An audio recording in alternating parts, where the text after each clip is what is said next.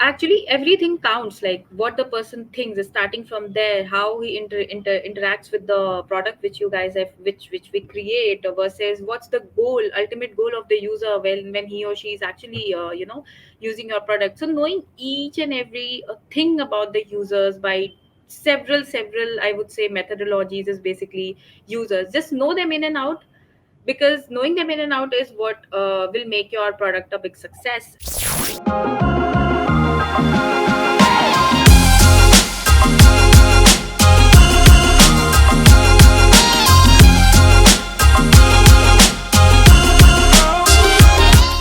Hey guys, welcome to the one-on-one session with a thought leader on Seekho. So today, once again, we have a new thought leader with us.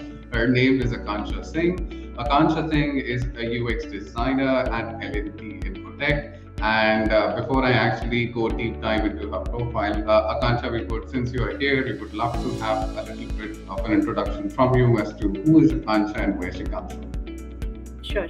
Thanks. So basically, I work as a senior UX and UI designer at LTI Infotech, based in Pune. People basically asked me that this is a very new kind of a field and it's a very booming industry, and how come have you entered in such an industry at such an early phase of your career? So basically, I did my BTech. My graduation is BTech from electronics, and I joined my very core. It's I got a college placement, and it was a very core firm wherein I was the one who basically led to use the. I don't know whether you guys have heard about 3D scanning lasers and these kind of equipments, wherein we basically scanned a kind of an object or a product, and we fetch the 3D models out of it in a software known as AutoCAD, which is popularly known as AutoCAD. So Right. that was my job, and from there, in back in 2016, and currently I'm in 2021. So it's like a kind of that, wherein I have literally switched my career from that phase to here what I am currently working here. That was not even an IT industry. So one day, it's a very it's a very, I would say, a filmy thing which happened to me. So one day I was working with that product, and it was so messy because the product, the scanner was too heavy for us to carry, plus learning was basically a big hurdle in the path of engineers like us, like freshers like us.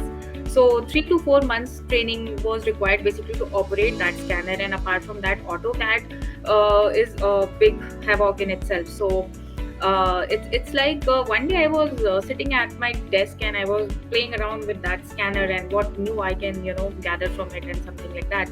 So something came up into my mind that why this is so complex. If this is basically meant to scan things, and if this is meant to basically, if I am the one who is the sole distributor of this, then this should be made easier. And is there any kind of a term which could basically make this thing easy for us to basically use? So one day after going to my like back to house, I searched for random terms that how can design be made easy, and then these big terms like UX design, UI design, product design came into my mind. And then out of curiosity, I started googling, and then what is this and what is that, and that actually attracted me. Okay, what is this? And this is my early phase of the career, so let's start.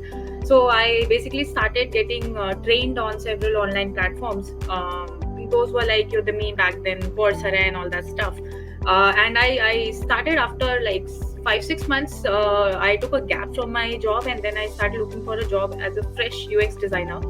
And then I entered working at a very core UX design agency, which is Core UX Design, based in Pune itself. There I started working firstly as a UX analyst, wherein my job was basically to do research of products, and which included basically software B2B enterprise products. And after 1 year of my experience over there, I was more of a lean towards, now okay, what is prototyping and how can I basically modify this. So one day my manager came up to me and said, okay, let's try wireframing Akansha. And then I entered as a UX designer, and I got promoted there. So it's like a very crazy kind of a roadmap which I've taken till now. And so basically I got promoted as a UX designer, and then I have learned a lot of things. I got trained from several platforms, and I strengthened my core skills, and then entered into MNC, which is LTI recently. So working as a lead UX UI designer over there. So this is a very crazy introduction about me, if I'll say in a sentence. So crazy yet fascinating, I would call it. And now we would love to hear from your all that fascinating experience a lot. about certain things related to the same domain that you're in, and this is exactly why we are here. But at the same point in time, before we dive into some serious Q&A, we let's pep up a little bit, and we have a rapid fire prepared Rapid for you, fire. Akansha. So okay, so you seem to be prepared. So I'm straight away going to shoot the first question. Okay, you ready? I've never played a rapid fire, but okay, I'm excited. Let's see how it works. Okay, cool. Okay, so here we go. So the first question is, if given an opportunity to be mentored by a famous personality in the corporate world, who would you prefer and why? In a corporate world, Mhm. it would be, I would say, it would be NN Group, Neil Nordson Group, because he's basically the kind of a person who basically, I would say, Jesus of design, and the books he writes is basically the Bible for designers. So it's Don Norman, and I would basically love to, get mentorship under him. Nice, great. So here's the second question. Describe yourself in 3 words. On a personal note, I'm a foodie, like food maniac, I would say. You can see that. I second that. Hmm. Basically, it's like I am basically keen to do whatever I love to do. It's not like it's kind of a pressure that do this and that. Oh my God, this is a career. Oh, where is it going? Explore until you get what you love. So Okay. I would basically define myself in 3 words that I love what I do. It's not 3 words basically, but it's basically defines me. Okay, cool. So the third question that I have for you is, what career advice would you give to your younger self if you go back in time? A career advice would be basically don't jump into anything just for the sake of getting something as a career option. Explore, take your time, basically learn about new things, new skills, and then enter into an industry rather than just hopping for a job and just entering an industry and becoming a sad, monotonous person all through your life. Nice. Okay. So the fourth one that we have is the next big thing planned in your career ahead. The next big thing is basically I'm looking to do a MS from my dream university, which is MIT, and I just want to learn product designing from there. It's Awesome. really a dream for me. Great. So here's the last one that we have for you. So if you were asked to clear one misconception of your domain, what would it be? We are not the but we are not the group of people who create animations or who create like videography and kind of graphics on the screen. We are the people basically who are actually very serious to make the life of people who are actually using our product easier by enhancing that product rather than adding animations and colors onto the interfaces. Got it. So great. So this brings us to the end of the rapid fire, and at the very end, I can actually see that misconception was so very proper because there are Right. still a majority of the people outside who still get confused with UI UX, and okay, it's one and the same Absolutely, thing, absolutely. right? What's the difference? It's just an X and an I, but that in itself is a big difference altogether. So cool. So now let's head into just coming from the rapid fire itself. Now let's understand the very basic of the entire thing. So starting out with the first question, Akanksha, is what is user research? If you can help the users in this most layman term. User research, by the name itself, is basically knowing, digging in information about your users in a one liner statement, if I would say. Know your users, to know your users, how they actually, what are they in their personal life is also what matters, how they think, and what's their. Basically, when they sit on if I relate to a kind of product, like a software product, basically, so if a user is sitting in front of a product which you have designed or which you have developed, actually everything counts, like what the person thinks is starting from there, how he interacts with the product which you guys have, which we create, versus what's the ultimate goal of the user when he or she is actually using your product. So knowing each and every thing about the users by several I would say methodologies is basically users, just know them in and out, because knowing them in and out is what will make your product a big success. And if you will just randomly go and design, and what in a layman terms we people think that we do, that we basically add colors to the screen and we just throw them in front of the users, it won't be a big hit, I would say. So knowing your users in and out with the different processes, either connecting them with them remotely or like personally, or there are several methodologies, is basically a user research in a particular statement, I would say, in a very easy layman terms. Great. So you did crack the entire thing as to, in the most simplest of all manner. So now, with respect to a little bit about obviously the research part. So now let's, if you can share insight as to what role research actually plays in the UX designing. So I would say that once you basically create a design, so it's basically, it should be related to your end users. I would say, suppose let's pick a random product which we use nowadays. Let's pick Swiggy. So Swiggy, if the target users are basically the users who are keen to order food and eat, and explore new food cuisines from different restaurants. So before you create a design, to know your users in that aspect basically is, I would say, a kind of a user research. And to create designs that are basically easy to use. If you are actually creating a design which basically is very difficult to use, people are actually confused and users are confused how to navigate and how to use this, where to go, keeping in mind the old age people, or the I would say my parents, they basically now they have learned how to use Facebook, and it will take a time for them to basically switch to Instagram. So it's like you have to keep each and every user group in your mind before designing the product. And it's basically, that's where research is involved, like who all are the people, what all age groups are involved, what is the mental model of those users, and several other aspects basically to do the user research, which is why it is very important. And the most important from the business aspect, I would say, is the ROI, which is return on investment. Basically, if you'll hit a product with a great design, and users will definitely download it, use it, and the productivity of the firm will definitely increase. So that's why it plays a very important role. To create a great design, you need to do a very serious user research. Absolutely. So it definitely goes hand in hand. You definitely can't expect, like you rightly said, just place everything there, it would automatically Yes, work. Your product has to be great. That's not the right. case. It's the other way No, around. that. Great. So, Akansha, since we have been talking, a little bit more about research, one question at a time. So, if you can help us now with the difference between qualitative and quantitative research. What exactly So, is the difference between it? correct, correct. So basically, the thing is that there are, as you have already mentioned, two type of methodologies to basically differentiate and segregate the methodologies, which is qualitative and quantitative.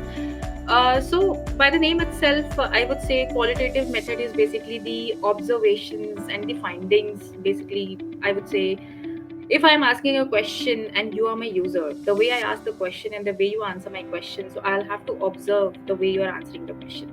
So it's just that, your emotion, what you currently, are you confused while answering the question, are you pretty confident? And it's kind of, I would say, intangible kind of concepts, which is your emotions and your behavior while, if I'm throwing a question, your behavior, your emotions, and your observation basically. So all these kind of intangible things will fall into qualitative methods. And quantitative is basically wherein there are numbers and graphs, and I have basically sent you a set of questions and you have answered, and then I have pretty more users, and then I'll have a set of uh, I would say data to analyze. So this is quantitative by the name itself. So quantitative nowadays are conducted with many tools online which are present, and we can basically do that. But I would say the crux is basically the qualitative, wherein I will have to basically understand and infer what the user is basically feeling and the emotions behind the user while we interact in the research.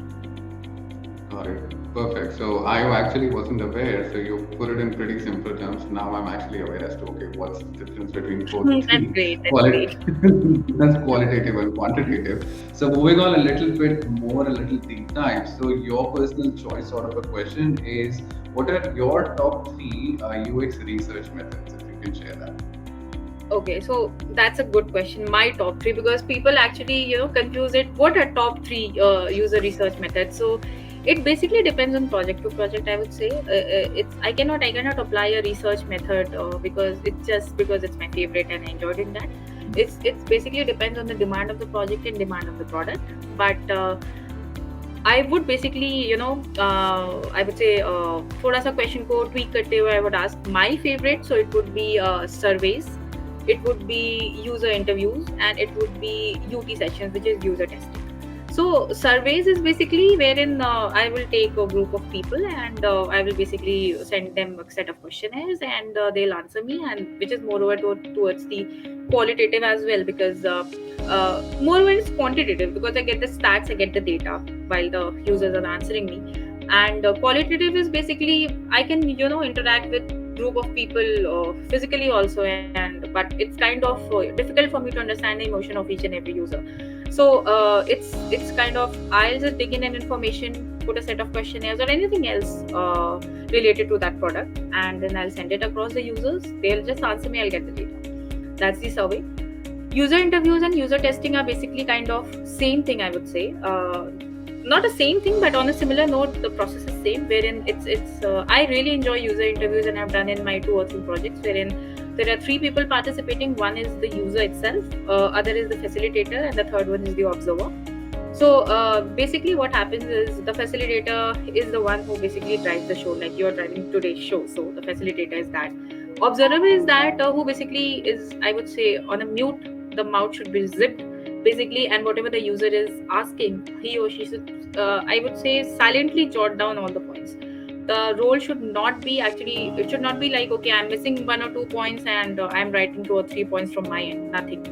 Pure soul data what the user has given, and the user is itself is basically the one who will answer your question. So I have played the role of observer in my user interviews and user testings. So it really feels great, when real users are sitting in front of you, and some people get offended. Okay, this is my product, and don't ask these kind of questions. And some people are pretty, oh God, this, I just I host this proper thing, and I go home, and after 24 hours when I'm back, it's still loading. I'm so like I'm so irritated using this product. So kind of mixed feeling, which actually I can see, physically, I mean live, is it's a very interesting thing for me. So my best research methodologies would be these. Nice. So even I agree with the specific one that you just mentioned is more up close with the users, because that's when you are actually able to identify the I would say the pain points at the same point in time, plus the desires of the users, and that's how you start making your customization according to, okay, this is what they want, this is what they do not want. So I think I agree. We have done something on this similarly with Seekho too few months back. So yeah, I can agree with this. Great, Akansha. So moving on to the 5th question is okay, so this is a little based towards the outside. First of all, I thought I got stuck. Can you hear me? Sorry. Yeah, I can. I can. Just checking. Okay, I cool. can hear you. Okay, so the 5th question, okay. So the 5th question basically is more towards the outside people who are in this specific domain similar to you. It's just that they need a little guidance.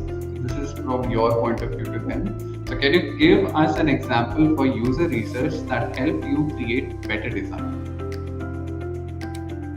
Example of user research.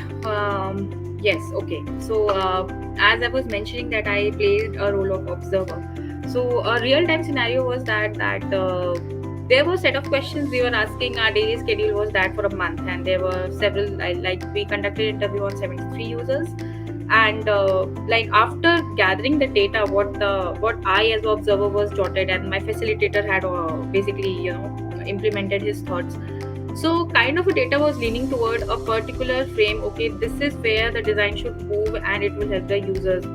I mean, if I'm interviewing 100 users at a time, or at a, like I would say, in a period of time, and one is saying I want a close button on the right bottom, and the other is saying I want the close button on the left bottom. So basically what we did was that we leaned more over towards wherein there were greater number of people suggesting same thing, because it will help more number of people. So we actually placed a kind of solution based on that, and after that, when we actually did a UT after the user research, when we did the UT and we placed the prototype in front of the users, then they were like, "Ah, this is not like that." Okay, so मजा नहीं आया, and to dig in that information कि क्यों मजा नहीं आया and why are you saying like this, and we have worked hard on this, so they were like, it's not looking good and something like that. So I would say that it's very easy to follow the books. Okay, write a set of questions, ask the questions, write the answers. But when you are actually sitting in front of the users, actually most of the time they'll try to fascinate you. Okay, I'm smart, I know the product, and you can't say anything against my product, something like that. But to dig in the thing which is hidden in their mind and what the user is actually thinking is very very difficult, I would say. And it's kind of a critical, I would say. So that day we came up, and it was the first UT like we were doing. So that day we came to know, okay, let's not go to what the user says directly. We have to actually revolve around the responses what the users have given. Instead ki, okay, I need this thing on the right bottom, so place it there, instead of knowing okay why the user is saying that. So kabhi bhi palti kha jana and then our work goes into a trash is very painful. And if we're following a agile methodology, the sprint will get, there will be several backlogs in a Jira board. It feels bad. So the thing is that out there you have to basically observe the users in such a way that okay, what is visible it's fine, but what not is visible you'll have to dig in. You'll have to dig in very smartly, with not a, I would say, closed ended question. Just throw open ended question. If you'll say closed ended question, okay, do you like this the color of this? No. So here the user will say no. Okay, why you don't like this? Then they will be clueless. So sorry, so it is like a kind of open ended. It would help you. So I agree to this one, and specifically that open-ended and the close-ended question thing. So I think that that's a pretty insightful thing that one should actually try. And I personally seeing this, just adding on to what you said. Majority of the surveys that I have actually received from even other products, similar to, I know that they are doing this user research on their front too. The sad part is they depend too much on close-ended questions. They Oh, never, yes. right? So they never ask open-ended question. Why? What? Which way? So tell us. They're like, okay, yes or no, yes or no. Correct, correct. So and that unfortunately, drives the entire pathway journey longer and longer because you're still trying to identify what's the right thing. So that's a very valid point that you just said. So that's definitely going to be helpful. Couldn't agree Okay. more. Great. So now the sixth one that we have, this is a little personal question. So we would love to hear a little bit about how you think about this. So we would love to understand as to what's your design philosophy, as in what exactly inspires you when you design stuff. So what is that? You know what? When the day starts and I actually open my system and I start designing, while designing, there's one thought which is hidden, in my subconscious mind, which is that whatever I'm doing, basically my part, will somehow or the other, make someone's life easier a bit. So that's the kind of a big motivation that keeps me going. Whatever I do, that comes into my mind. Okay, what if this helps the user, whatever he or she is doing, and this ease their lives, and the difficulty actually gets decreased. Uh, just by doing a bit on my end, moving the pixels and actually applying my brains can actually help the users out there. Is my philosophy, I would say, and it's kind of a thing which motivates me and keeps me going. Nice, great. So now this brings us up. Let's we've talked a lot about research, user research, what it does, different types of it, and all that. So now let's head into measuring it, right? So this question is about that. So what are the different type of UX metrics? That's the main question. But again, the sub question would be, how do you measure the success of a UX design? See, there are several methods, I would say. To name a few, there is TSR, which is task success rate. There is, I would say, SUS calculation, which is basically the system usability calculation and something like that. There is something time on task related thing. So by the name, time on task is basically if I've designed something, I'll expect Siddharth to click on this button in these many seconds. If he's able to do so, it's a success. If he is not able to do so, why is he not able to do so? Dig in more and how we can make things easier. So these kind of things. But to be very frank, I've done only one, I would say, a kind of a metric test, which is SUS calculation. It's related to the UT, which is wherein there is whatever the set of questions are there. We basically, give the grading system to that, which is 0, 1, 2. So 0 comes when, if I ask the question, okay, Siddharth, how would you close the pop-up? And if Siddharth is actually able to do so in these many seconds, so it would be a hit for a designer to count 2. Okay, Siddharth, so what would you do to basically go back to the home page if you're able to click on the accordion or on the home button icon? So if you'll take time to think, okay, stop, think, and then do, and then you were able to do it successfully, it would be a 1. And if you basically fail, you're not able to go to the home page any which way. So that's a very sad part for the designers. The user is not able to navigate. So there's something bad in the navigation part. So that gives a 0. So the counting grid goes like this, and due to what the total and the summation comes up, we calculate the SUS calculation, and based on that, this is the outcome. Okay, so the design is working or not based on the total summation, I would say. Got it. Perfect. So this now leads us to something which is again a little towards, for the audience which is there, and they are really looking up to, experts to talk about this. So the next question is, so post-pandemic, and obviously you have touched it a little bit in the very beginning, that now, this specific segment is now becoming a little, booming area wherein people come in and they can, try their luck. So if someone is interested, so what, and since you also mentioned that, you started moving into different courses, you started learning stuff, and, you started making your core stronger. So from your point of view, what are some UX design tools to learn in 2021 or even, days ahead? Tool, I would say, learn Figma, learn Sketch, learn XD, which is a tool of Adobe, and learn RP, which is of Azure RP. The latest version which they have released is 10. So I would say I have been working on these 4 tools very prominently and on the day-to-day basis. I would say the most easy prototyping tool in the names which I have mentioned is XD, and followed by Figma. So there is, on the cloud collaboration, you can basically collaborate on cloud, do the changes simultaneously. So there are new features coming in, and easily you guys can learn all the learners and beginners out there. It's a very easy tool, and if you are from a design background, and if you know how to operate Photoshop, which is basically a tool, I know from decades and centuries it's coming up. So if you know how to operate Photoshop, it's my personal experience that you are the person who can learn any tool and operate any tool, and it would be very easy for you to basically, as you say that classical dance is the root of all the dance forms, I would say Photoshop is the root for all the design tools out there. So trendy would be Figma and XD and Sketch, I would say. Nice, so nicely said. And so all the people out there, so that's the two the platforms or tools that probably you should expert as per Akansha's advice. Great, Akansha. So now let's move on to the third last question. We're almost nearing to the end, and this is becoming interesting. So I myself learned a lot. So now moving on to the new thing that I would learn. This is about wireframe. So in layman terms, if you can talk about what is a wireframe.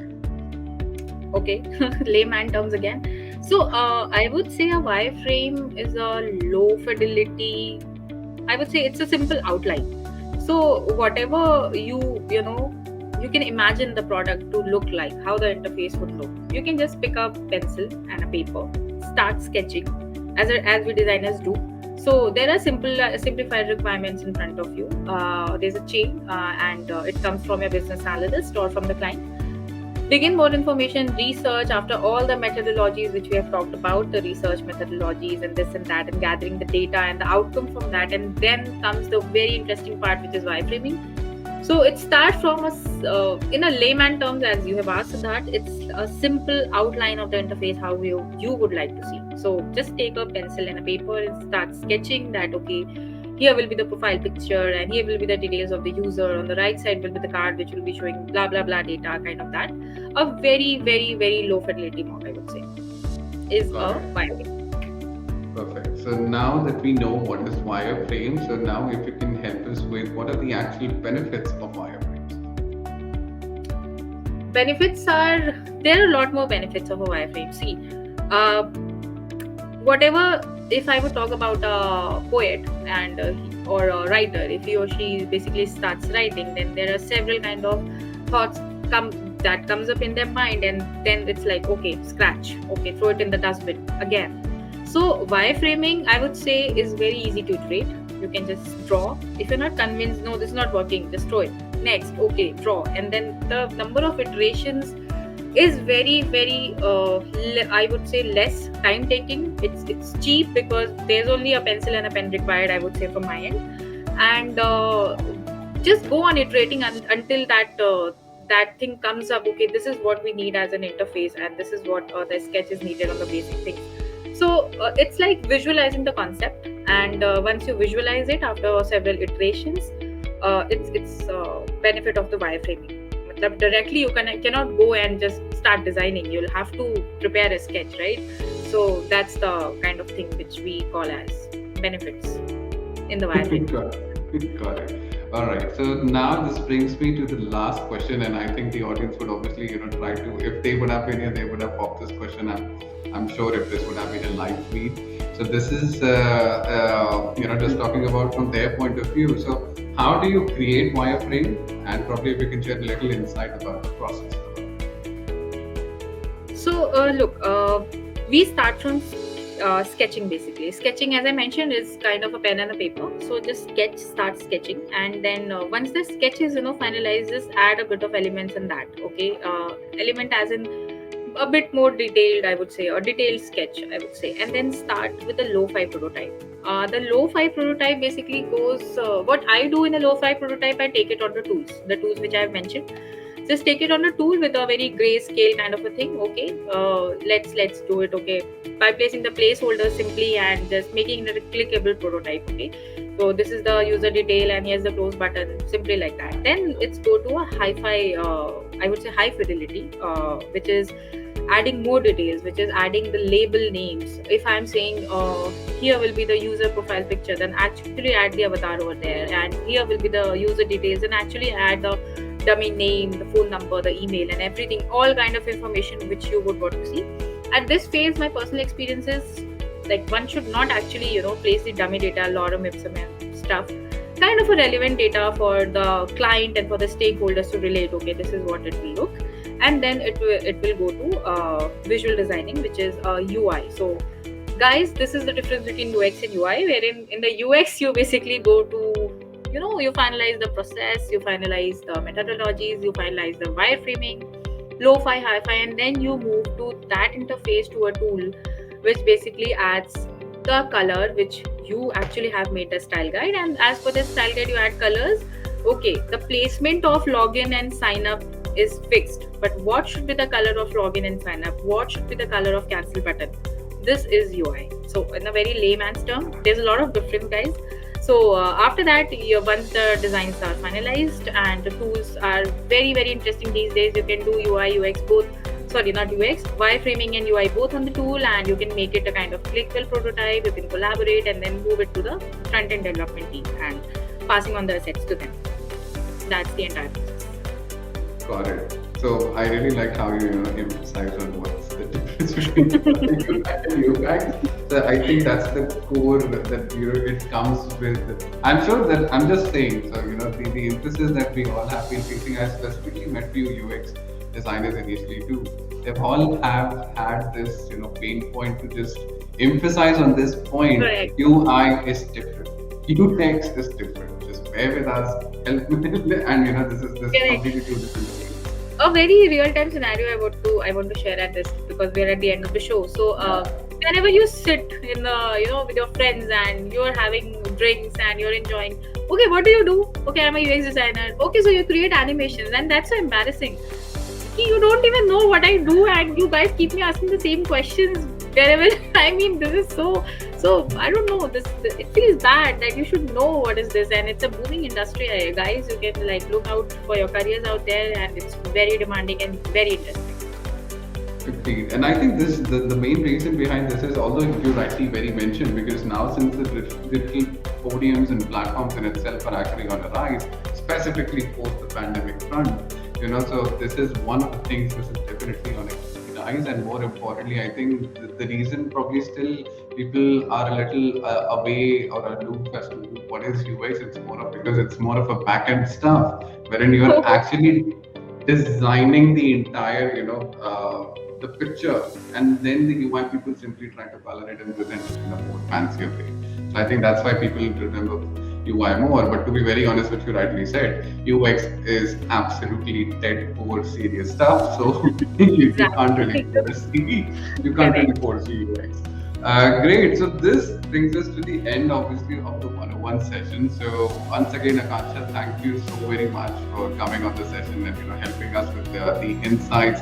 Apart from obviously helping us break the difference between the UI and UX, but more importantly, sharing those insights as to what really happens in the UX, the research, the different types of research, the wireframing and everything. And your answers were crispy, concise, and even if I know the basic gist, to be very honest, but even if I was late to now, if I go back, I'm definitely taking few things with me, as to what really happens in the UX world. So thank you so much for all those information that you shared.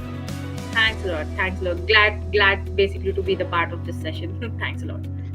So that brings us to the end, guys. So see you next time with once again with a new thought leader on Seekho, and stay tuned for more such things. And yes, the conscious videos will be there on Seekho, so please go ahead and watch it over Seekho as well. And we would definitely keep you posted if Akansha prefers to join back in for more collaborations with us. So stay tuned. Thanks a lot. Bye bye.